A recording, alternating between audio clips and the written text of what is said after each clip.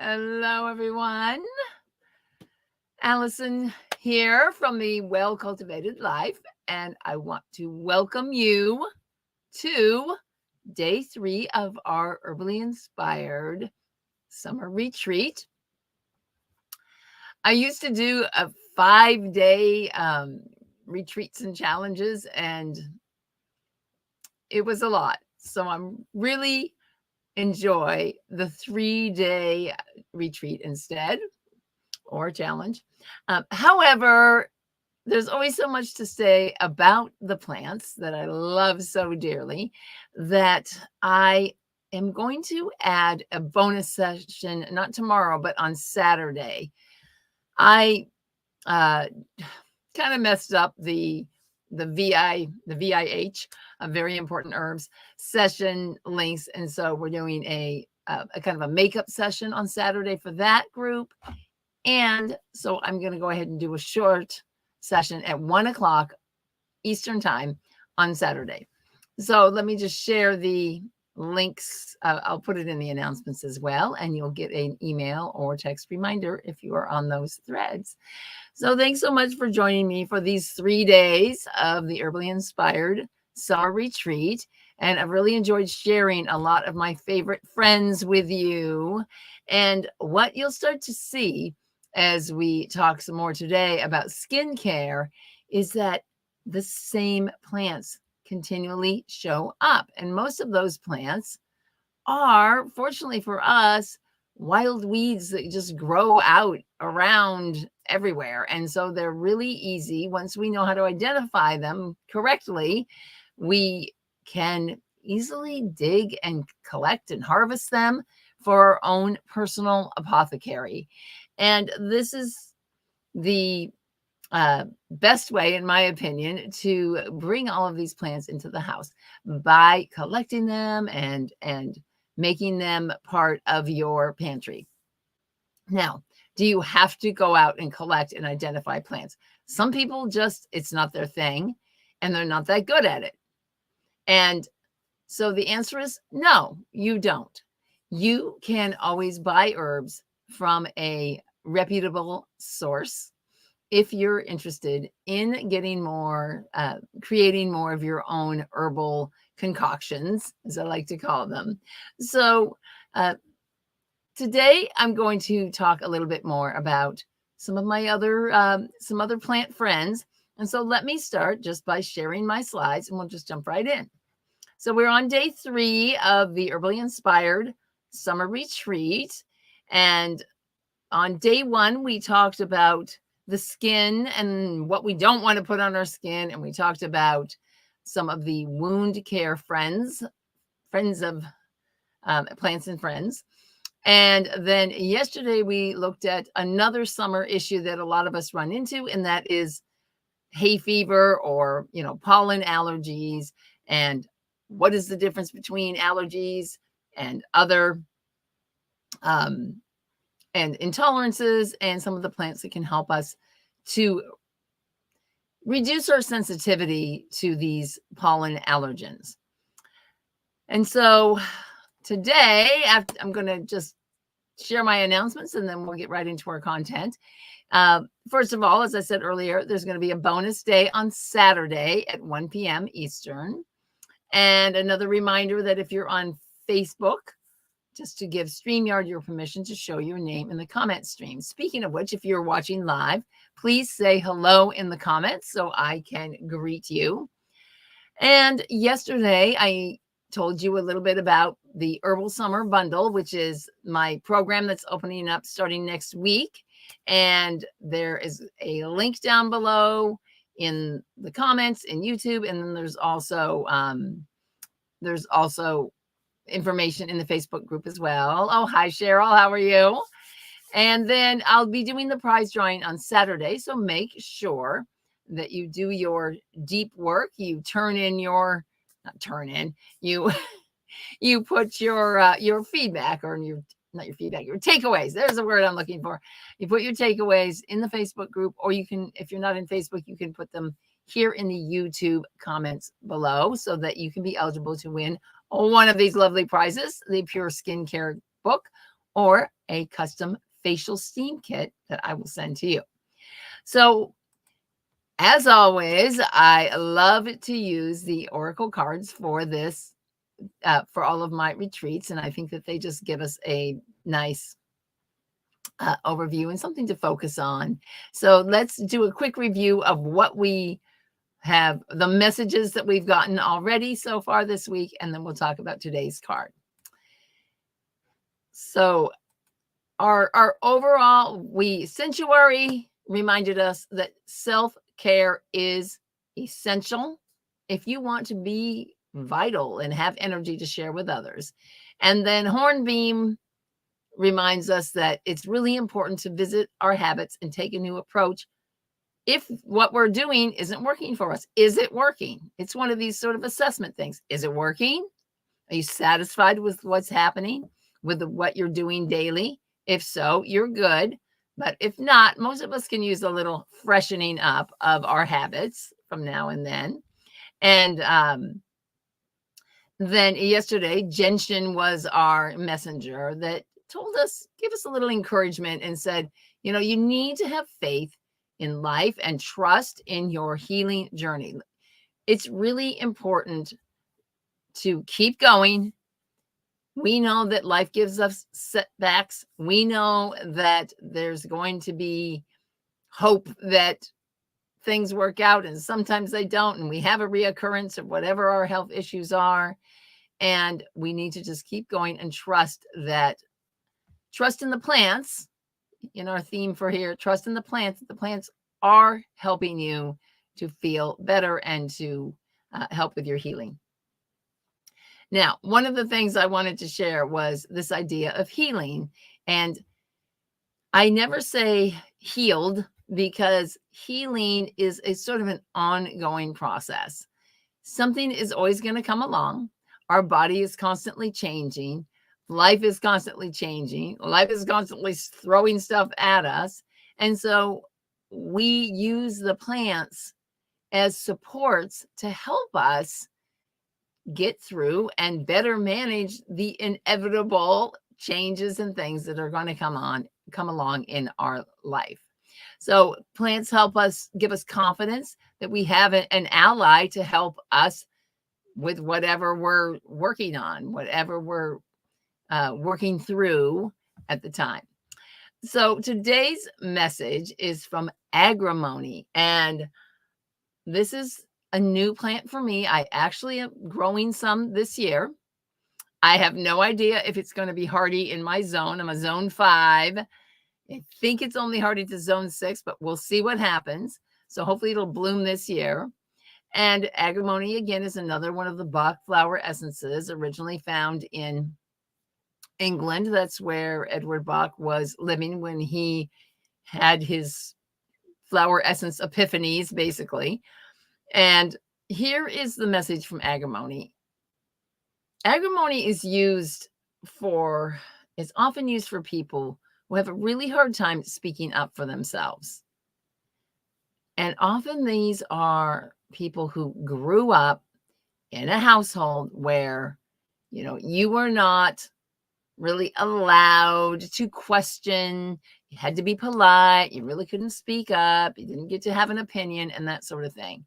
So what the message from Agrimony is that you need to stop putting other people's needs first or denying your own honest feelings. So in other words, if you find that you're not making choices for your health based on what other people, either their opinions about you or what they think you should do or the things that they are demanding from you, that needs to stop. You need to speak out for yourself instead of following someone else's rules. Like I was just explaining, this is a common theme in some people's families, the way that they grew up. And make sure that you take the time and you have the fortitude to step into what you know is right for you. It's really important. It's especially important when you're making health decisions. When you're deciding, wow, I really want to feel better. I want to maintain my health. Most of the people that come to my my programs are, women over 40. And let's face it, we're changing constantly. Our bodies, many are either have gone through menopause. And this has a huge change on our physical self. And what we find is that we need to also have all of our bodies, our mental body, our emotional body. We need to keep those healthy as well as our spiritual body. So standing up for yourself and speaking out for what you intuitively feel is right is very important. And plants are really wonderful to connect with in an intuitive way. So let's see here. All right, that's my lecture for today. Take care of yourself. You deserve it, okay? All right, so today we're going to talk a little bit more about the skin and what we need to do to keep our skin healthy. And one of the big things that we have to do is we actually have to work on our skin from the inside out. Okay, skincare is an inside job. And what I mean by that is related to what we talked about on day one. But before I get into this a little bit, I just realized everyone is now saying hello. And so I want to say hello to everyone. Hello to Robin and Mary Dorothy. She missed yesterday, but you can watch the replay. Yes. And someone else is saying they just found out about today. And so, yes, the replays are going to be in the Facebook group through the weekend, at least, probably up to the beginning of next week. And yeah, hello everyone. Thank you so much for joining me live. When you do that, and I know not everybody can, and some people are working and that sort of thing. And so, that's why I leave the replays up. But I love it when people are able to join live, because I think the energy of that just really helps you to be more inspired. So back to our skin care as an inside job. I wanted to just talk a little bit about acne. Okay. Did you ever wonder why teenagers have so much acne, or why a lot of times women will get acne during their menstrual cycle at certain times in their cycle? Often it's when they're actually ovulating. And this has a lot to do with the increase in hormones. Someone going through puberty, it just has growth hormones and androgens and all of these different biochemicals that they need. It's normal. And it becomes difficult for our normal systems of toxin elimination to process everything. Same thing with when you're in your menstrual cycle. When things are in excess, like we talked about yesterday, we talked about pollen and how even though you might not be allergic to it, when there's a whole bunch of it and it's in a high volume, it just kind of overwhelms our systems. So what does one of the skin's jobs is to eliminate toxins through perspiration. And also, this is another way that the skin takes care of some of the toxins that the rest of the body systems can't handle. And so our liver is our primary detoxification organ, but the liver has over 300 different jobs that it does. And so sometimes it just can't handle it. Of course, the kidneys and through the urinary tract and everything is another way that we eliminate toxins. So if we are overwhelming our systems, not just with hormones, but with other kinds of junk that we can avoid, such as eating crappy food or putting, too many different chemicals onto our skin. I said on day one how most women put between 300 and 400 different chemicals or products, within their products, all the ingredients in every one of the products that you use each day, your soap and your shampoo and your lotion and your facial cleanser and your makeup and all of the things that go onto our skin. So that overwhelms our system and it just can't handle it sometimes. So today what I'm going to do is talk about some of the herbs that we can use to help our natural body's elimination system get rid of toxins so that it doesn't get overwhelmed and it can function well. And then we'll talk some of the topicals that we can put on our skin just for repair, protection, and nourishment.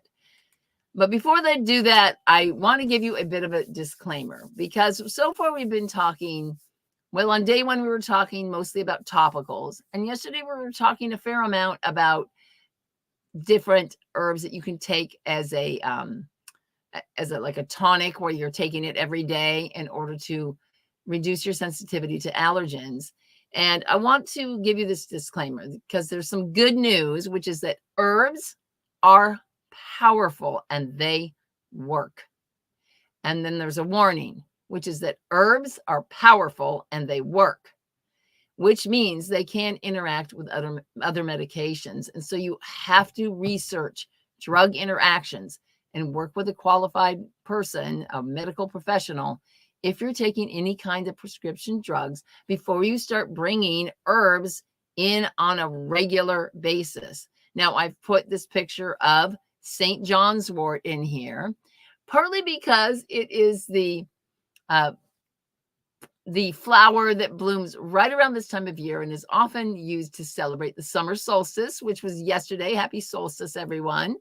And also because it is one of the plants that can interact, is well known for interacting with prescription drugs. So it's really important to take a look at that once you start to use something on a regular basis. I mean, if I have a cup of tea once every couple of weeks, it's not going to matter. But if I'm starting to use something on more of a medicinal use to it, it's really important to make sure you know what you're taking and that it's not going to interact with anything else that you're also taking. I was at the International Herb Symposium this last weekend, and I went to a talk about supports for cancer. And this woman that was speaking lives in British Columbia, and she was talking about how she would always, when people would come to her for help, either as they were going through chemotherapy or if they didn't want to go through chemotherapy, that she would always give them a very thorough report and send it to their doctor and ask them to put it in their medical file.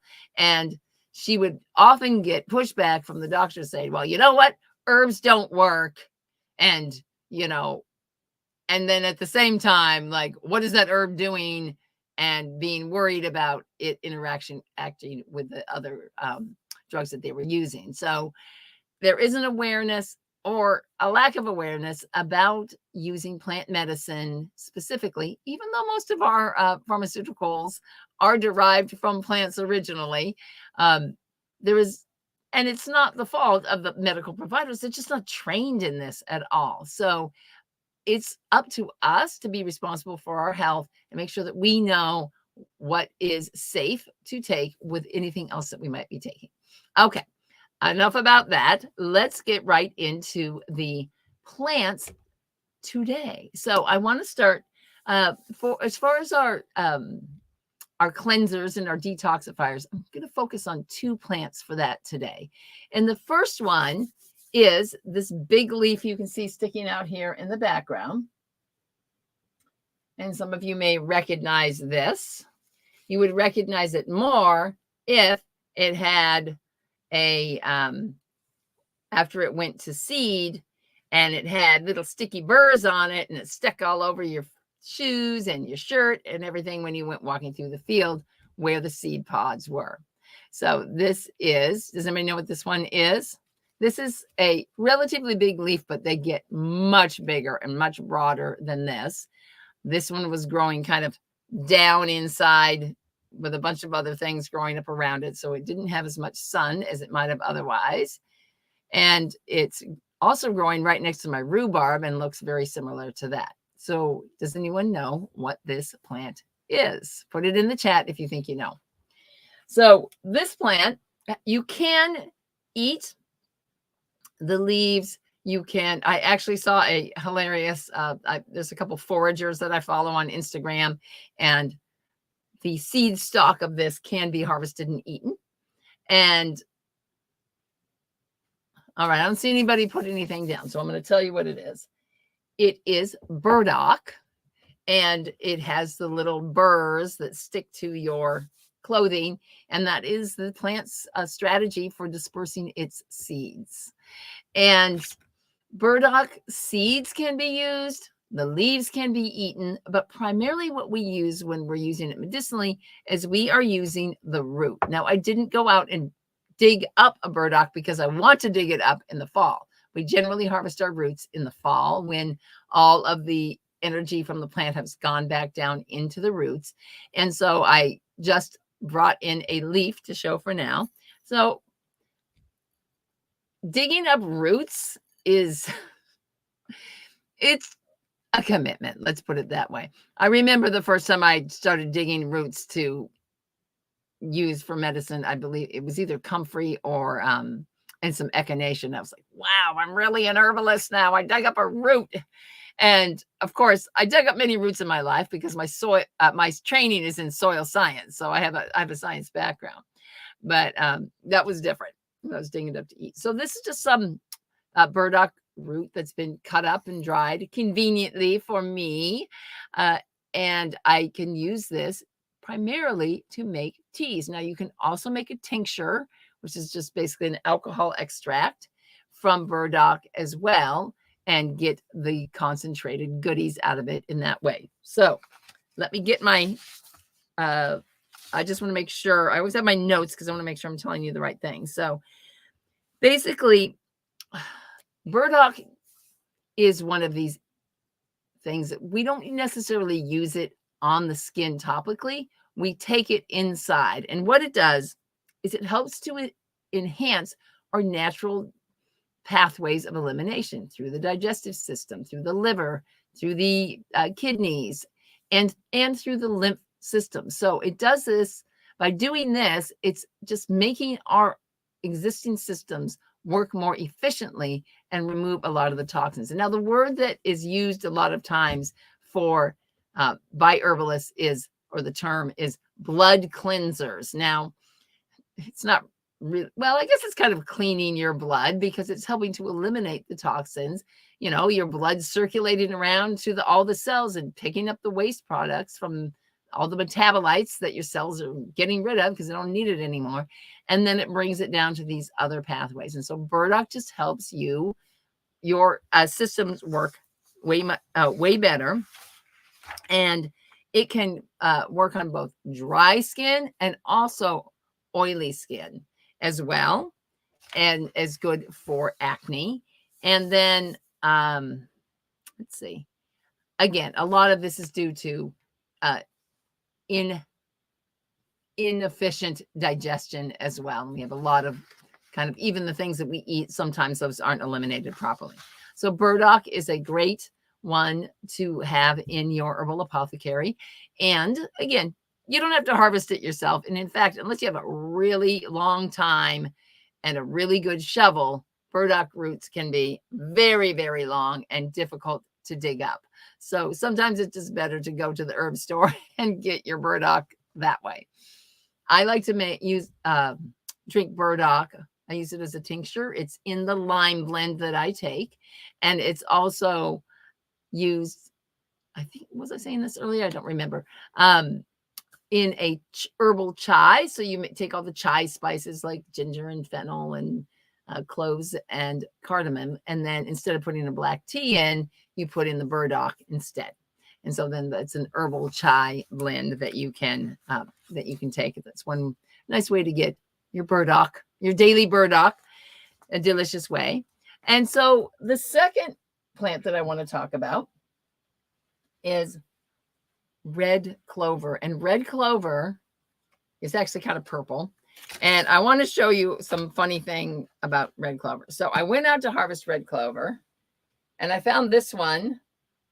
I have never seen red clover this tall. It was growing in this kind of weedy place where the burdock was. And so I love this because this just shows this is almost 3 feet tall. And then there is the flower on the tip. Your normal red clover is going to be maybe about 1.5 feet tall. Just as when you see it growing out in fields and places like that. And then There's this red clover that's about 6 inches tall because it's growing in my lawn and it's constantly getting mowed, and it has adapted to growing a much shorter stem so that it's still, my husband just mowed yesterday and it's still flowering because it's decided to go prostrate, have a short stem, and be able to duck underneath the lawnmower. Very smart plants are. They're very highly adaptive. So this is one of these things when you're identifying plants that, you know, when you go and you get your plant ID book and it says it is, 2 feet tall. Well, maybe it is and maybe it isn't, right? Depending on the conditions where it's growing. But red clover is commonly planted and it's escaped out into, it's been naturalized around in North America in most places. And here is the distinguishing factor for red clover. Not only does it have, and the color of the flower is actually more pink than red, but these are the leaves, and you can identify the red clover by these distinctive marks on the leaf. It's like a chevron type of a shape on there. And so those are one of the distinctive ways to tell that it's actually the red clover that you want. Now, there are other clovers that are used, and a white clover has some use to it, but today I'm mostly talking about the red clover. And red clover is another one of these, what we call a blood cleanser, and it just helps us to move the toxins into and out of the blood and keep everything, detoxed. And it does that in part by thinning down a little bit. So this is the plant, which is the reason for the warning that I just gave you a little bit earlier. If you are on any type of blood thinner, you probably don't want to be taking red clover in as a daily remedy or a daily tonic, because if you're already thinning your blood with blood thinners, then red clover might thin it too much. But if you're not, then you should be safe to use it. It's considered a nourishing herb because, think about it, it's one of the main ingredients in hay for animals, and it is in the pea family. So it enriches the soil with nitrogen. It's one of the nitrogen fixing type of plants. Think back to Botany 101 that you took in high school. And it is a skin ally for acne, eczema, psoriasis, and general skin inflammation. It's also very good for acne and teenage acne. You can use it on athlete's foot, bites and stings, burns, and for general wound care. So one of the ways you can use it, especially if you had a lot of skin issues, is you can make a tea, a concentrated tea, and you can pour that tea into a bath. You can use it as a face rinse or sort of a toner on your face or on any of the areas on your skin. And then it can just also be applied topically in that way. Now, I have yet to make it into an oil or a lotion, but I'm thinking I might do that this year, because this year the clover is growing quite well. And I went out to my local farm and harvested a whole bunch of red clover tops, and they're drying nicely. I was doing a wild plant walk, and I wasn't sure if it was going to be raining when we were actually doing the plant walk, and I didn't want people collecting in the rain. So I harvested in advance, and then they ended up getting all they wanted. So I have plenty of red clover for the next year or so. So I may just make an oil out of it after all. So the third plant that I want to quickly share with you, we already talked about a little bit, that can help you is from the inside out job, is really nettles. And nettles, of course, because it's so nourishing, it has so many minerals, it just helps your whole body to be more supported in general. So a tea, my daily tea that I take includes nettles and red clover, and sometimes burdock, but not always. Now, let's get down to talking about skin nourishment from the outside in. And so, as many of you probably guessed, if you saw any of my promotional things around this event, there's always a calendula flower on there. And I love calendula so much. It is definitely one of my herbal allies. I'm always talking people into it. And Cheryl, who came to the VIH last night, was running a calendula, having a calendula party today at her house because she had so much and it's doing so well this year. But I do not, this is what my calendula looks like right now because it's babies. I haven't even put all of it into the garden yet. But even the foliage of it has the distinctive smell, which is this incredible lemony. Lemony isn't really the right word. I don't know how to describe it, but it is so good. And you can actually eat the flowers directly. Here are some flowers left over from last year. And they're just this beautiful orange. They're nice in the garden. They tend to bloom quite prolifically. You can plant them. They have ornamental versions of it, and you can harvest any of those. Now, calendula is anti-inflammatory. Well, that's good if I have any kind of skin conditions that I want to get rid of. And it's also somewhat astringent and antiseptic, so it's somewhat of a cleanser. But one of the main things it does is that because of the different properties that it has, it actually helps to block UV rays. And so just by including calendula, always include calendula in any of these skin lotions that I make because of this reason. It's just protective overall. It's also used internally as a lymph for the lymph system. Another way that we can help to eliminate toxins and keep our skin in better shape. And then I wanted to share, I was thinking, well, when did I first learn about calendula? Because I've had it for a long time. And I think it was 1996, I was visiting a friend who had a parrot, and she would let the parrot fly around the house. It's no big deal, right? But I was sitting on the couch, and she had just given me a nice fresh cup of tea. And since I was visiting from out of town, she had put it in on a plate with a nice cup and saucer. And so I'm sitting there with this boiled water. You can imagine where this is going, right? And all of a sudden, the parrot flies, what looked like it was going to just fly right into me. And like any normal human, I reacted, dumped the boiling water all over my lap. And as this boiling water is soaking into my skin of my inner thigh, okay, I'm freaking out because I had to get my pants off, right? Like this is sitting on my leg. And I ran into the bathroom, and sure enough, like the whole top layer of my skin had been burned off.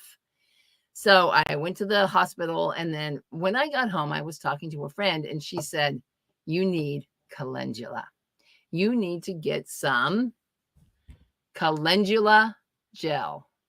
All right. This is a homeopathic preparation. And I definitely had a second-degree burn. So once it started to heal and I was able to take the bandage off, I started using calendula gel on this area, which was like this big in a sensitive place. And I have no scar. I combined it with vitamin E, which is good for, to prevent scarring. And after that, I was in love with calendula. And then I started growing it and using it more in other types of preparations as well. So I highly recommend becoming friends with calendula. You never know when a parrot might scare you and you burn yourself, right?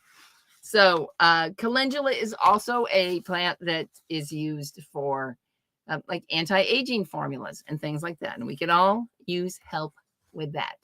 It's for general wound healing and just so good for your skin. So again, I always make a calendula oil every year, and I always use that in any of my lotions that I make. You can also use it in a diaper rash especially with chickweed. It makes a good antifungal type of diaper rash. So Those are the main ones I want to talk about, but I'm going to go quickly through a couple of others. Rose. I couldn't find my rose. I couldn't find my jar of rose. I think I've used it all up recently. But this is a rose glycerite that I have, and I keep it right here, and I use it all the time. It's very soothing. It's cooling. It's anti-inflammatory to the skin. And we all love rose in everything, and it's used in so many different beauty products and in skins.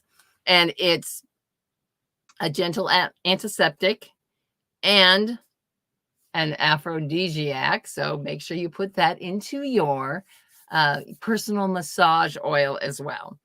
Now, another great plant that we've already talked about this week, I told you the plants we're going to be coming back again, is chamomile. And chamomile makes just a wonderful hair rinse.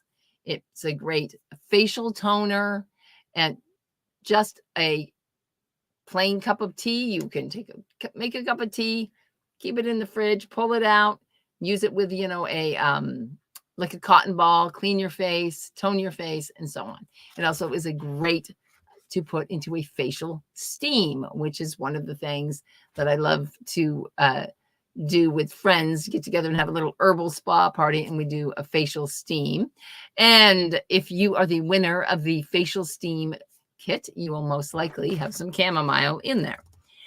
Another one, of course, that we haven't talked about, but everybody knows about, and probably the most famous herb, is lavender. And lavender is also a mild antiseptic, so it can be used.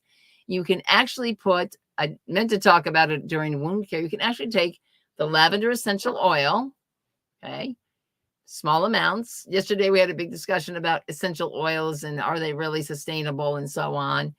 And what it comes down to is, are they commercially grown?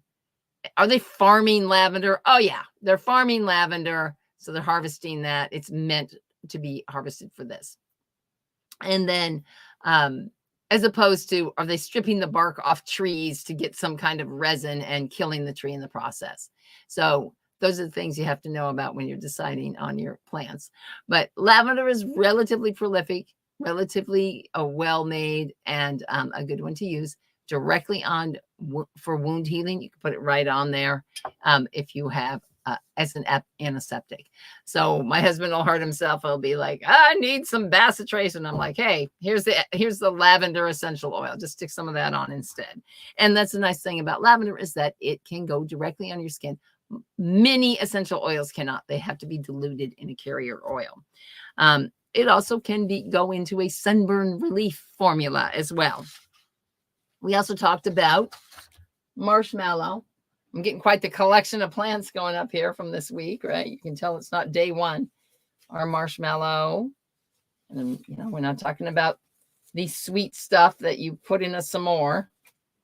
Our marshmallow plant there. And if this was Touch-A-Vision, you could come in here and feel how incredibly soft. Like, you could probably use this for toilet paper if you had to. I don't know how strong it is, but so marshmallow is what the term is, demulcent, and that just means it gets a kind of gooey, and it's smoothing and very nourishing to the skin, as well as any other of your mucous membranes as well. So marshmallow is another one you can throw into any kind of formula. And last time I made a batch of lotions, I did a marshmallow tea and a marshmallow infused oil, and I put those together into a lotion. Let's see here. Oh, yes. So a couple more. I had to wrap this one up because they're so sharp. Now, if you are looking to replace a facial cleanser, then one of the great things you can use is the berry leaves. So strawberry, blackberry, raspberry. This one is raspberry, and you can tell because raspberry tends to have this whiter underside compared to the top, whereas blackberry is more of like a palmate kind of shaped leaf. So, and I also know it's raspberry because I planted it in my garden, right?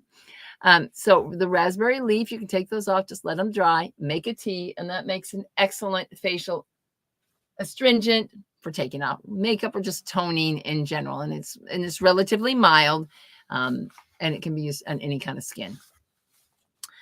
Rosemary can be used as a facial toner, lemon balm also. But the last one I really wanted to talk about today was this here, which is, of course, an aloe vera plant. Now, there are different types of aloe vera, and you can get the big, huge pieces sometimes in the grocery store, and that's a different species. But aloe vera, as you probably know, is, the gel from these leaves is extracted into making the, aloe vera gel that we can buy at the grocery store or the drugstore. I rarely use sunblock. I generally use aloe vera. I use aloe vera before I go out. I use some calendula gel, and I keep myself, relatively covered.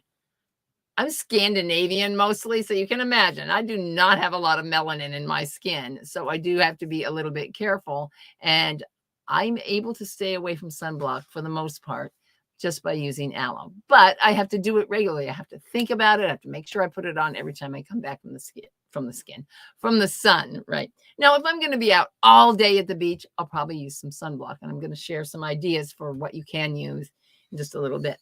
So I always like to have an aloe vera plant because not only is it good for general skin health, it's good for burns. And that includes, of course, sunburn. And so you can, if you've got something bad, you can literally just take off. I don't want to do it now because I don't really need it. Pull off a leaf, peel it back, and just take the gel out of it. Now, it does have latex in one of the layers inside. So if you have a latex sensitivity, you probably don't want to use aloe like this. I'm assuming, but I don't know for sure, that commercial aloe, they probably don't use that layer, and they're just taking out the gel part. So if you've noticed that aloe is not, that you're sensitive to it, that could be why, if you have a latex allergy. So the other thing it does is it helps with inflammation in general. So anytime we have a skin irritation, that's a type of inflammation, eczema, acne, all of these things. So, yes. And aloe also stimulates the production of collagen, which is one of the important, it's something that if anyone's dealing with Lyme, collagen is one of the favorite foods of the Lyme organism. So you need to make sure that you're replenishing your collagen. So that is basically the plants that I wanted to show you today. And I want to talk just a little bit more about some ideas for what how to think about getting the products that you need to keep yourself and your skin and your whole body and your systems in good shape. So we want to buy the best that we can, but we can't always afford the prices on some of these all natural clean and green products. So when you start making your own products, you can save so much money, and you know exactly what is in these products. I think I was saying either yesterday or Monday that, not Monday, day one or day two, how when I make my own lotions, I don't have to use a lot of it. So I just keep them in the fridge, and then I take out a little bit at a time when I need it. So I don't have to worry about putting preservatives. A lot of the chemicals are shelf stable. They stabilize your products, so that's why they have to put a lot of those things in there, because it's, the way it's manufactured. And I shared the story, I think it was yesterday, about the fig Newmans that I used to love, and they were all nice and clean. And then I checked them a year or two later. I just happened to look at the product label again, and they had changed the ingredients to some not so nice stuff in there. So you always want to check the labels on anything, even if you've already been using it. And I put down here at the bottom the finest. We were talking about rose and how lovely and wonderful it is. This is the price of a ½ ounce of the finest rose essential oil that you could buy. And this is from last year, so who knows what the price is now.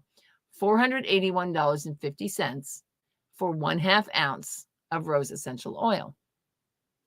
Now, I don't know about you, but that's definitely not in my personal budget. So what can we do instead? This picture here is a picture of the wild rose that grows around where I live, the Rosa rugosa. I can go out and I can collect some rose petals, or I can buy some dried rose petals of a different type of rose. And this is what our discussion yesterday was about the essential oils. And I can make an infused oil. I showed you this yesterday. I'm going to simply take the rose petals or whatever I'm using, and I'm going to stick them in an oil, and I'm going to let them infuse in there. And then I'm still going to get some of the properties without having to spend $481 on some rose oil, which I'm sure is amazing. I'm sure it's amazing. But again, it's not in my budget. Now, there are different types of clean and green products that you can buy, and that includes things like, this is a Kiss My Face brand product, and they have always been really good. Somebody bought them, revamped them all, and some of their products I don't like so much anymore. But if you look through this ingredient list compared to some of the ones we were looking at on day one, you can see has active ingredients are these are the minerals that, so this is going to be a white sunblock. Okay, we're looking at a sunblock here. And it lists up there what it doesn't have. So to me, that's like, okay, if you're telling me it doesn't have these, that's probably the things that I don't want in another sunblock. So the ingredients we have here are water and aloe, sunflower oil, lecithin, glycerin, xanthan gum, which is kind of I don't know. It's who knows what that really is. Different kinds of extracts, green tea, vitamin E, and there's a couple things here at the end, which I'm not sure exactly what those are. Ethanol is a type of alcohol, and it's some derivative of glycerin. So overall, compared to the other one I showed you on day one, this is a way better choice for a sunblock. You can use plain aloe, but if you need a sunblock, you can get something like this. Now, this is going to cost you $20, but it's probably going to last quite a while. So it's worth the investment. So you invest in what you can, and then you make anything else that you can't afford to make. Let's see. I have a couple of questions. Oh, Linda's saying, I love rose. And someone else is asking, can you use any kind of rose petal? You can, and you're going to get the properties of the rose petal, like the softening kinds of properties. But the reason why certain roses are used is because of the scent that they have, and that they're specifically designed to either make an essential oil, or not designed, but they've been bred better for that, and better for keeping their scent longer. So you can use any kind of rose petal from your garden, but you do not want to go out and get, like if someone gave you a bouquet of roses and you were like, oh, this is great, I can just save these rose petals and dry them, and make something out of them. I would not suggest doing that, because when roses are grown in that way, they're heavily sprayed because they want to look perfect, right, for the bouquet. And so those are not what we want to use when we're making our medicine. Roses, you have to be really careful and make sure that anything that you purchase is what is labeled as food grade, because a lot of potpourri roses that, again, we want those to stay nice and brightly colored. Those are sometimes sprayed with like a fixative to keep the color in them. So make sure that whatever you're getting is a food grade when it comes to roses. But if they're in your own garden, or they're wild, and it's a clean area, then you can collect those and just let them dry before you stick them into the oil a little bit. You don't have to be bone dry, but you definitely want to put them into the oil. Now, I have to tell you, I made a infused honey.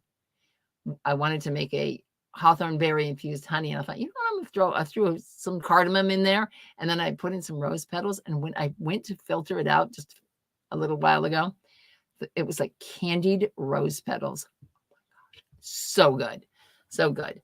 And so what I want to share with you next is just a little bit. I'm just going to go over the my course that I'm opening up next week, the Herbal Summer Bundle. Because if this is appealing to you, if I'm talking about a honey infused, herbs infused in honey, and you're like, wait, what? I want to learn how to make that. Then I am going to highly recommend that you check this out. The Herbal Summer Bundle contains this Herbal and Concoctions Workshop. It's a pre-recorded course, and it has all of the steps to be able to make the alcohol extracts and glycerins, vinegars, honey infused, and infused oils, which is what I'm talking about for making what you make your lotions out of, and goes through all of the information about what to do, what not to do, and to make sure that you're getting a good quality product. And to help you, of course, you can tell I'm into saving money. Save money by creating your own remedies. So then we also have, along with it, 5 sessions where we meet live on Zoom, and then we go through it and we actually make your concoctions online right there. You get the supplies and we put them all in. We ask questions. We're in our kitchens and we're all working together and going through it. And then we have a couple of weeks where we don't meet because we're letting our products infuse and brew there on the countertop. And I took a picture of my countertop. I forgot to put it in the slideshow, but once you get going on this, you're going to have so much stuff on your countertop all the time. You're going to have to get approval from your family. Just say, hey, this is my space here. Don't touch my stuff. And then we go through, and what I'm going to do is, because we have a bonus of the Luscious Creams and Lotions course, on our last day, we'll do a lotion making demonstration. So I'll go through that with you and show you the tricks to making your own lotions. So you can take the infused oils that you make, and then we'll make them into a lotion on the last day. So we'll also have if you're not a member of the Cultivated Life community, you don't have to sign up for this course to join the community. I've had a few people joining this week. It's just cultivatedlife.community. And then you request to join and answer some questions, and then you can come in there. And that's where I post all of the coursework and the replays for this and all that stuff. So, but we're going to have a special group within there that's just for people that are in the Herbal Summer Bundle. You'll have access to these recordings, and again, the Luscious Creams and Lotions Workshop. And it is only $288, or you can do 2 payments of $150. If you're really interested and you're like, oh boy, even the 2 payment of $150 is too much for me, trust me, I have been there. I know. I am happy to set something up with you separately, but this is how I have it set up right now. And the link is down below in the video. You can email me with any questions that you have, thewellcultivatedlife@gmail.com, or you can message me on Facebook. So that is the scoop on the Herbal Summer Bundle, and I hope some of you will at least check it out and see if it's the right thing for you. Now, of course, before we go, I'm going to give you one more go deeper so that you can have another chance to reflect back on what we've done this week. And so on this third day, as we're kind of closing out the main part of the content, like I said, I'm going to do a bonus session on Saturday at 1 o'clock, but it's not going to be as formal of a presentation as this. I want you to make a commitment. The messages, the flower messages that we've gotten this week are really about, like, you need to take care of you. You need to make a commitment. You need to have confidence and move forward and say yes to you. So I want you to make a commitment, whether it's joining my bundle of courses or it's just making a decision for yourself. I want you to know that using herbs is relatively simple. And I want you to just start. If you haven't really done any of this before, just start with one plant. And if you're, sometimes people are gardeners and they're into growing, but they've never really harvested anything medicinally to use for themselves. You can start with foraged or purchased. And one of the best places to shop for herbs, believe it or not, is the produce department of your grocery store. So you can go in there, you can get the fresh herbs in the little packages, or even something like parsley, which has a lot of incredible beneficial properties. So Pick one plant and commit to a daily practice. What are you going to do? So this is what you can post in the Facebook group or underneath the YouTube video. What daily practice will you commit to using your chosen herbal ally? And the picture here is, of course, of comfrey, which I showed you on day 1, which is the very first plant that I ever started to work with medicinally. And it's also the very first plant that I ever made a flower essence from. So eventually you begin to be a very good friends with some of these plants, and they can be your herbal allies. Oh, Linda says she would like to start with rosemary because that's her favorite plant. That's a good one to start with. It's got all kinds of good properties. So I want to leave you with this beautiful quote. I had another quote that I was going to share with you, but a friend sent this out in a happy solstice email that she sent, and I wanted to share it with you. It's by John Muir. The sun shines not on us, but in us. The rivers flow not past, but through us. Thrilling, tingling, vibrating every fiber and cell of the substance of our bodies, making them glide and sing. The trees wave and the flowers bloom in our bodies as well as our souls. And every bird song, wind song, and tremendous storm song of the rocks in the heart of the mountains is our song, our very own, and sings our love. And I think this is just so beautiful, the way that he put this together, just to saying that we are really one with the plants and with the nature and the earth around us. And these plants are here to help us and to support us. And we just need to connect with them. So thank you, everybody, for joining me. If you are going to be in the VIH session, I will be starting that up in just a little bit.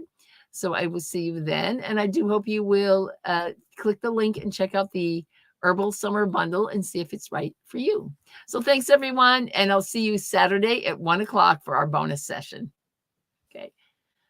Oh, Mary Dorothy's saying she made parsley pesto for the first time. Good stuff. I love it.